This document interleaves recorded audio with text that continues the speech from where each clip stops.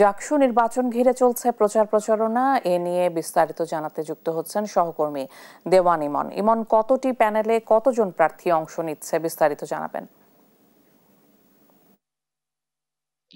কৃষিকা, আপনাকে ধন্যবাদ।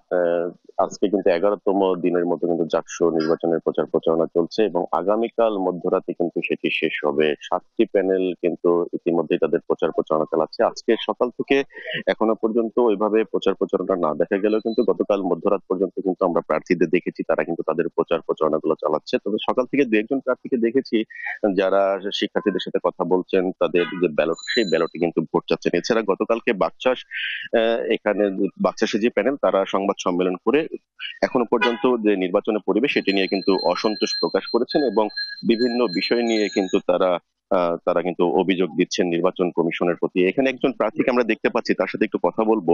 এই যে আপনার সাথে একটু কথা বলতে চাই, বর্তমানে নির্বাচন উপলক্ষে ক্যাম্পাসের পরিস্থিতি কেমন? আপনারা সন্তুষ্ট কিনা এই পরিস্থিতি?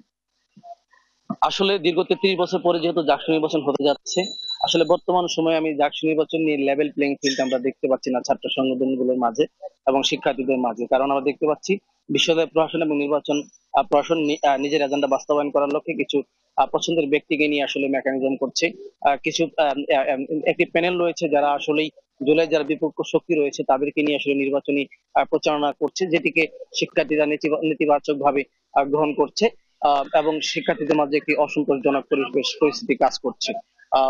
আমরা আসলেই শুরু থেকেই লক্ষ্য করছি নির্বাচন কমিশন এবং বিশ্ববিদ্যালয় প্রশাসন কোন একটি গোষ্ঠীর প্রতি পক্ষপাতিত্ব আচরণ করছে।